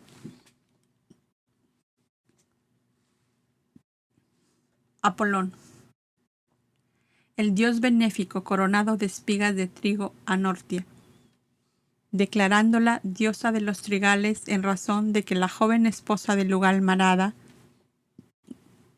había nacido cuando su madre dormía entre una haz de doradas espigas y había muerto de un síncope cardíaco cuando presidía la fiesta llamada de las espigas. Tal es el origen de esa antigua divinidad de los países del norte, en la época que nos referimos, y de la cual algunos rastros se encuentran en antiguas tradiciones de los pueblos del Báltico. Abel y sus acompañantes iban pues a ser huéspedes de Freas durante su permanencia en Cólquida. El joven maestro eligió, para sus copdas y para sí, el pabellón más apartado entre la aglomeración de fortalezas de piedra, que no otra cosa eran aquellas vetustas y enormes construcciones hechas como un audaz desafío a los siglos de nieve que habían pasado y los que aún debían pasar. Dicho pabellón estaba casi escondido entre un grupo de inmensas moreras que le sombreaban por todos lados. La divina Nortia os ama, dijo Freas a Abel, pues pedís para habitación su pabellón de trabajo. Mirad. Y abriendo una puertecilla baja y pesada, le hizo mirar al interior. Había allí telares, usos enormes, carretes o carreteles de envolver hilo, algodón o lana, rollos de telas a mitad de tejer, finas telas de lino, encajes de seda empezados y no terminados, y sobre un pedestal de piedra blanca, la estatua de una mujer coronada de espigas y con una cestilla llena de trigo que parecía ofrecer a quienes la miraban. ¿Esta es la madre del príncipe Eric?, preguntó Abel. Sí, su madre, hermana de la mía, pues su padre y casi todos los hijos tomaron como primera esposa a alguna de las mujeres de la familia de Nortia, por la gloria que ella supo dar a su raza. Las habrá malas, acaso, pero entre nosotros es gran honra decir que tenemos en las venas sangre de Nortia. Se dice que ella es el genio que encarnó para borrar los rastros de la zamurancia de las tierras regadas por el Kura y el Volga. Y fue durante su corta vida que un torbellino de glaciares acabó con los secuaces de la reina pirata que se habían refugiado en las cavernas del Brus. Nortia, mi abuela, era originaria de Albania, pero después de casada vivió aquí donde encontró mejor clima y mejor adaptación por el carácter y costumbre de los habitantes. Muerta ella, nuestro abuelo se estableció en Roxolania porque lo juzgó necesario para mejor gobernar sus pueblos, en una inmensa isla de las bocas del río Donda, afluente del Ponte Euxino. Estaban con más fácil contacto respecto de todos los pueblos costaneros y en comunicación con los del Báltico, entre los que él tenía grandes amistades y grandes negocios. Durante esta conversación fue llevándolos por todo el pabellón, mientras hacía que unos criados fuesen encendiendo el fuego en los hogares de piedra que se veían en cada habitación que iban recorriendo. Enormes estrados de piedra cubiertos de pieles y mantas de lana, grandes tapices de variados colores colgados de los ventanales cuadrados, y bajo enormes cántaros de vino y ánforas de llenos jugos de morera, era el mobiliario de aquel extraño recinto. Esta puerta, dijo Freas, indicando un marco oscuro reforzado de cobre, es la entrada al recibidor de Apolón, según Nortia lo calificó. Aquí oraba ella y traía a todas las mujeres que habían sido descubiertas en delitos y desórdenes por los cuales sus padres, hermanos o maridos querían matarlas. Las pedía por 2 lunas y si pasado ese tiempo no daban señales de mejoramiento, les vestía una túnica negra y las devolvía a sus jueces. Inútil es decir que sea por miedo o por la buena influencia de su protectora, eran muy pocas las que salían para morir. Así fue como Nortia formó una especie de colonia de mujeres salvadas de la muerte, que se llamaron con el tiempo hijas de Nortia o nortianas, de donde muchos caudillos eligieron sus esposas y a las cuales la gran mujer les había asignado hermosos dotes con el derecho de usar su nombre como apellido de familia, con lo cual quedaba borrado todo su pasado. El recibidor de Apolón no tenía más que pieles de rangífero como alfombras en el piso, grandes pebeteros de piedra, de plata o de cobre, ánforas destinadas a colocar flores y una gran fuente al centro, donde por innumerables surtidores salía agua hasta la altura de una persona. Era el agua purificadora con que Apolón exigía lavarse, como preparativo a la limpieza interior que exigía para perdonar los delitos o desórdenes de las refugiadas. En uno de los muros había un alto estrado con dosel y mantas de pieles que se llamaba la silla del juicio, donde Nortia con 2 ancianas juzgaba y perdonaba a las refugiadas o les vestía la túnica negra que les llevaría a sus jueces y a la muerte. He aquí, decía Abel, una especie de plaza del Arco de Oro, donde nuestras hermanas de Montecazón, como la anciana Elisa a la cabeza, hacen justicia y enseñan la divina sabiduría en el país de Tea. Nortia, Nortia, nos hemos conocido. Tu materia, no hemos conocido tu materia, pero tu alma vibra aquí en tonos muy parecidos a los nuestros. Se explica que con una esposa como esta, aunque le acompañó por breve tiempo, fue bastante para que el lugar Almarada se sintiera impulsado a buscar la alianza de los hombres de toga azul. ¿Pero habéis dejado morir su obra cuando ella desapareció del plano físico? Volvió a preguntar el joven maestro después de unos momentos de meditación. Ha sufrido, como es natural, una interrupción, un largo paréntesis, porque a esa obra suya le faltó el alma que la animaba como si a una lira le hubieran sido de pronto rotas sus cuerdas, contestó Freas. Luego, la gran revuelta que puso unas tribus contra otras, el asesinato de mi abuelo, la muerte de innumerables jefes, trajo tal desquicio y desorden que aquí parecía la terminación de este mundo. Pero si vos queréis, si tío Eric lo quiere también, yo haré florecer de nuevo la obra de Nortia, porque siento en mis venas su sangre y la vibración de su espíritu dentro de mi ser. ¿Cuántas primaveras cuentas? He visto 20 veces granar nuestras moreras. Aún no había nacido yo cuando la divina Nortia murió, dejando a oscuras este pabellón y más a oscuras todavía los corazones que la amaron. Yo la he soñado algunas veces y en el sueño he creído que me decía muchas cosas. Ilusiones, quizá ilusiones, añadió el jovencito como queriendo desviar la conversación, temeroso de ahondar demasiado en el asunto que no le convenía, pues por ese camino iba derecho al descubrimiento de su condición de mujer.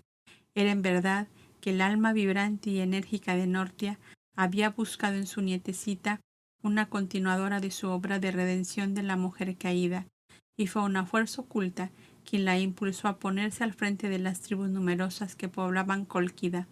La nieta obedeció a esa fuerza en todo, menos en presentarse como una mujer. Tuvo grandes temores. Su madre misma temió por ella y apoyó su decisión de investir la personalidad de su hermano gemelo Freas, llamado por su valor y su talento el doncel de bronce. Pues bien, Freas, le dijo Abel, no por los sueños que has tenido, sino por los elevados sentimientos de equidad y justicia que veo en ti, es que te digo, el Altísimo será contigo para hacer revivir las obras de amor y de justicia de Nortia, tu abuela, que inició apenas en esta tierra. Son pocas las almas que responden al llamamiento de la eterna energía para crear obras nuevas de evolución moral de los seres, y es un pecado de inconsciencia el dejar perderse en el vacío la luminosa creación de una de esas almas que respondieron al llamado divino. Y ese pecado de inconsciencia lo cometerás tú, que comprendes la obra de Nortia, si por inercia o debilidad no la hicieras resurgir nuevamente. Serán las hijas de Nortia quienes harán florecer una nueva civilización como hermoso vergel de paz y de abundancia en estos países de hielo. Aquí llegaba el diálogo de Abel y de Freas, cuando entró a toda carrera en el solitario pabellón una criada de la madre de Freas, que con el terror pintado en el semblante pronunció breves palabras junto al príncipe y echó a correr de nuevo. Al mismo tiempo Muref, el cobda intérprete, y 2 o 3 cobdas más entraban al recinto. Parece que el volcán que arde en Cólquita llega hasta aquí, dijo Muref. Freas, que parecía meditar, se acercó de pronto a Abel y tomándole una mano le llevó aparte a un ángulo de la habitación. Te llaman hombre luz, hombre sabiduría, hombre amor, le dijo con gran vehemencia. Puedo confiar en ti, aunque eres casi tan joven como yo. La edad no es nada, la comprensión y la voluntad lo es todo, contestó el joven maestro. Habla y el Altísimo será conmigo para prestarte ayuda. Piensa que obraré como lo hubiera hecho el Tidalá de la Gran Alianza si estuviera a tu lado en este instante. Hoy es para mí un día de gloria o de muerte. Otro sobrino de Eric y primo mío se encamina hacia aquí desde aquel revuelto país y viene para pedir que se me entregue como cautivo para lavar la afrenta que dice inferida a su única hermana, que fue ultrajada por uno de mis hermanos. ¿Pero por qué has de pagar tú la culpa de otro? Tu hermano fue muerto. ¿Qué quieren pues reclamar de uno que ya no es de este mundo? Quieren que lave yo la afrenta, tomando como esposa a la joven ultrajada. Ya lo solicitaron antes. Y como no accedí, acuden a la fuerza y vienen con un numeroso cuerpo de arqueros. ¿Tienes gran repulsión en sacrificarte por la honra de esa mujer?, preguntó Abel. Es que encima de haber sido ultrajada por mi hermano, sería engañada vilmente por mí.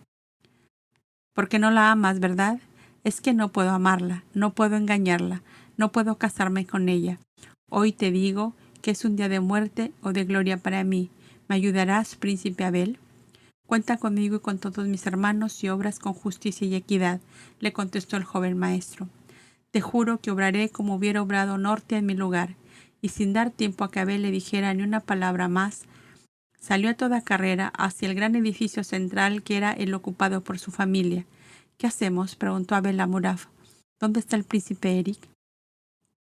Está de consejo con varios de los antiguos jefes guerreros de su padre, y cada cual ha reunido ya su cuerpo de arqueros para imponer el orden y la justicia.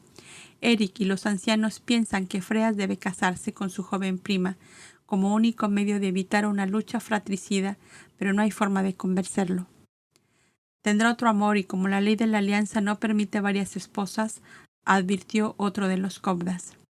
Un mensajero anunció que el príncipe Eric pedía al representante del Tidalá de la alianza que a la caída de la tarde tuviera la bondad de hallarse con todos sus compañeros en la Plaza de la Justicia, para que apoyase con su autoridad las decisiones que debían tomarse. Abel lo prometió así, y después de tomar una ligera reflexión y cambiar sus ropas de viajero, se vistió el joped blanco, símbolo de la autoridad del Tidalá que residía en él, puso el anillo de la Gran Alianza en su índice derecho, y 1 hora después se encaminó al sitio indicado seguido de los cobdas, sus hermanos, 2 de los cuales llevaban sus carpetas de tela encerada como secretarios para cualquier anotación que debieran tomar. La enorme plaza de la Justicia estaba flanqueada por triple fila de arqueros vestidos a toda gala, o sea, con casacas de oso blanco y casquete rojo y azul. En un lado se levantaba un suntuoso estrado con cortinados blancos, rojos y azules, el cual se veía rodeado por todos lados de unos hombres gigantescos, apoyados en enormes tridentes. Parecían ser la guardia defensiva de los que debían ocupar el gran estrado.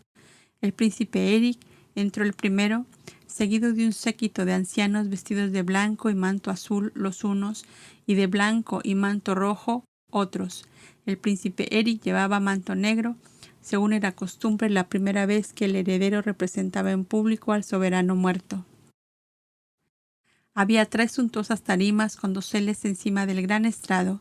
En el centro fue invitado a sentarse Abel como representante del Tidalá de la Alianza de las Naciones, Eric a la derecha y Freas a la izquierda, mientras que la inmensa gradería del estrado fue toda ocupada por los ancianos y jefes guerreros y por los cobdas compañeros de Abel. Después que una especie de heraldo hizo sonar una bocina de plata para reclamar atención y silencio, uno de los ancianos dio lectura a un rollo de tela encerada que un jefe guerrero desenrollaba a la vista de todos. Era la solicitud del príncipe de Cólquida de que Freas reparase el ultraje hecho por su hermano mayor a su joven hermana Alcmene, desposándose con ella. Los ancianos tuvieron todos duras palabras para el joven Freas, que se resistía a hacer el sacrificio en homenaje al restablecimiento de la paz en los pueblos de su ilustre abuelo. Freas, impasible, los dejó hablar sin cambiar de postura. No había querido sentarse y se mantenía de pie en su tarima. Su palidez la asemejaba a una estatua de mármol con cabellera de oro. Su capa de blanco armiño no era más blanca que su frente y parecía brillar una extraña luz en sus ojos de color topacio. Las nobles mujeres de los jefes guerreros que miraban desde un balcón terraza le codiciaban para esposo de sus hijas. Lástima de príncipe tan bello y que deba sacrificarse a una mujer que no ama, decían compadecidos. Peor que el presidio y que la muerte, decían otras. Y yo, que no vivía más que por él, suspiró una jovencita bella como un rayo de luna que no le quitaba la vista de encima. Cuando todos los ancianos hubieron emitido su opinión, que era pidiendo el sacrificio de Freas, y cuando el príncipe Eric invitó a Abel a emitir la suya, el joven maestro solo dijo estas pocas palabras. Permitidme que yo hable el último, o sea, después de que el príncipe Freas haya hecho su defensa, que el Altísimo le ilumine y que Nortia, su ilustre abuela, le dé su energía y su sentir. Abel miró a Freas con tan profunda mirada que el joven príncipe sintió como si una corriente eléctrica poderosa corriera por sus venas. Un suave matiz rosado se esparció por la blanca faz de Freas y con una serena calma, casi impropia de su juventud, dijo en alta voz: «Porque tengo el alma y la sangre de la divina Nortia, he dicho y sostengo que no puedo ni debo aceptar tal matrimonio». «Arqueros», gritó, «preparad vuestros arcos y atravesadme aquí mismo con vuestras flechas. No soy el príncipe Freas, que fue asesinado, sino su hermana Valquiria, que tomé su nombre para evitar que nuestro país fuera subyugado por los extranjeros. Matad a la nieta de Nortia, si es que encontráis que ha deshonrado con sus actos la gloria de su ilustre abuela». Y al decir tales palabras, había tirado al suelo el manto de armiño que le cubría, dejando al descubierto su fino talle de mujer, apenas velado con una túnica blanca ceñida a la cintura por un cordón de oro. Llevaba en su cuello el collar de zafiros que usaban las mujeres descendientes de Nortia, como un blasón nobilísimo que solo ellas podían usar. Un profundo silencio de expectativa siguió a esta inesperada y valiente declaración. Abel se puso de pie y dijo: «Bendita seas, hija de Nortia, porque has obrado con justicia y equidad». Quise hablar el último porque había descubierto en este noble ser toda la grandeza que acaba de glorificarle. Nortia le ha salvado, Nortia le ama y le glorifica, Nortia le hace justa y noble como ella. Tales fueron los clamores que se llenó la plaza de la justicia. El príncipe Eric, su tío, profundamente conmovido, se acercó a su hermosa sobrina y la besó en la frente. Has demostrado, le dijo, tener la sangre de mi ilustre y gloriosa madre, porque has preferido la muerte a la vileza y a la mentira. Quedarás al frente de este pueblo porque nadie le guiará mejor que tú, hermosa Nortia de la hora actual. Hija de Nortia, gritaban todos en un formidable aplauso. Haces revivir a tu divina abuela. Eres otra vez nuestro genio de la paz y la abundancia, diosa de las espigas. Contigo viene la paz, la alegría y la abundancia. La joven se mantenía erguida, devorando su emoción para no dejarla traslucida al exterior, y cuando quisieron levantarla en brazos para pasearla por la multitud, no pudo resistir más y cayó desmayada en su tarima, sin una queja, sin un sollozo, como si un rayo la hubiera herido.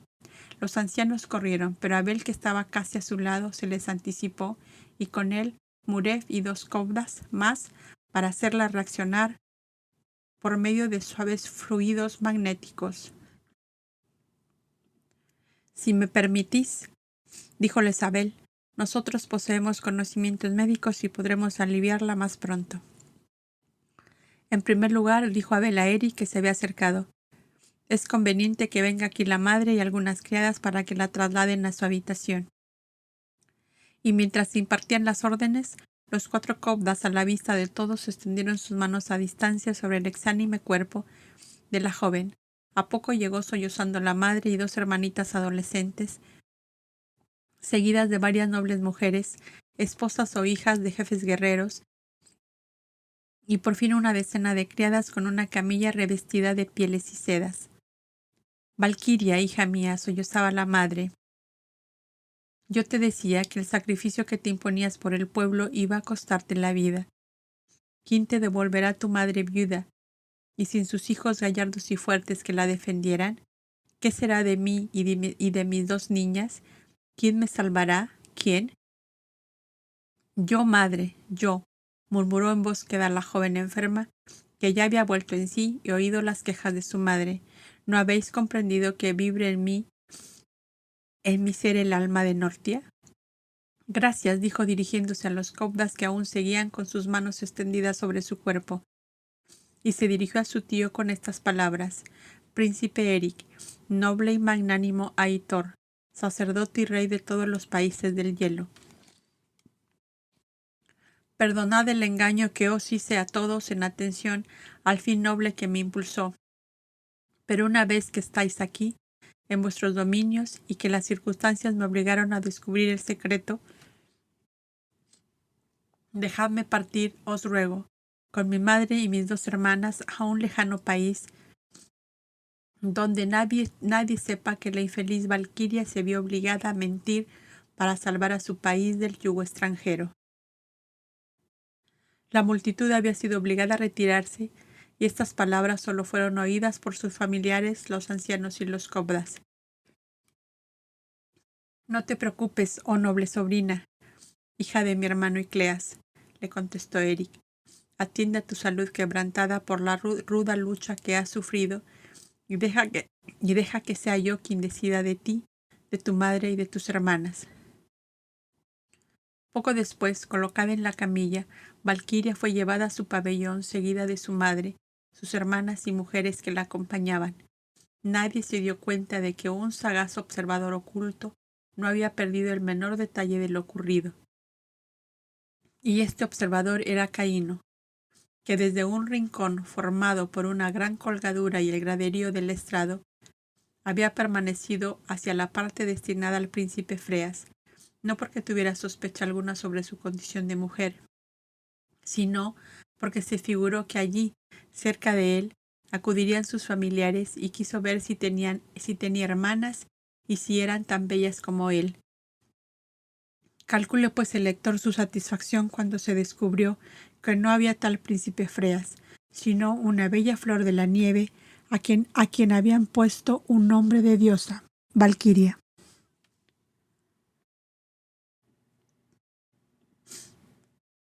Caíno había caído como en un éxtasis, del cual no tuvo fuerzas para levantarse a seguir el séquito que acompañaba la camilla de la enferma, sino que inmóvil, paralizado por una fuerza extraña, se mantuvo así oculto, tras la inmensa colgadura y pieles que formaban amplio dosel a la tarima en que la joven había caído desmayada.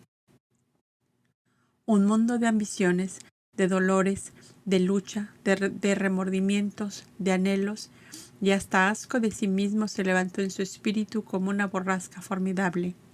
¿Acaso podía él, un hijo de nadie que había recibido de limosna la vida y la posición, podía en justicia fijar sus ojos en esa estrella que brillaba tan alto? Su horrible vida pasada acudió de nuevo en su mente, abriendo más hondo abismo entre él y el limpio cristal de aquella otra vida que acababa de entrever.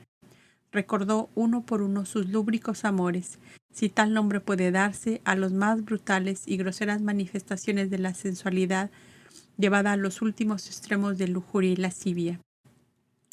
Recordó las víctimas de estos inmundos excesos suyos, jóvenes enloquecidas de espanto precipitarse en el mar, o colgarse de un árbol, o abrirse con un puñal la garganta, novios desesperados estrellarse desde lo alto de la montaña, madres ancianas morir de pena y de vergüenza.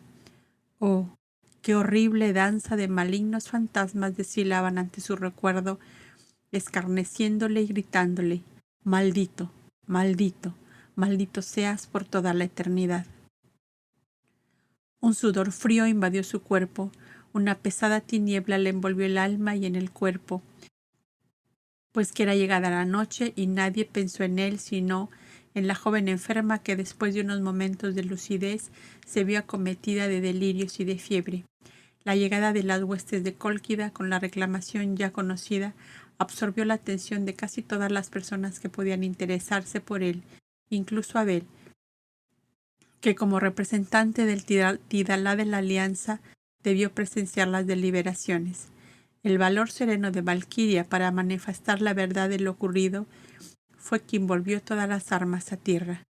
¿Quién podía levantarse en armas contra la nieta de Nortia, que con tan sereno valor, con tan heroica abnegación, había ocupado el lugar de su hermano para salvar sus desaciertos y sus errores? Y Abel vació la copa del bálsamo sobre el dolor y la vergüenza de la princesa Almene, con estas palabras: «Hay un refugio de princesas viudas en Montecasón, donde permanece actualmente también la ilustre Cherúa de Tracia.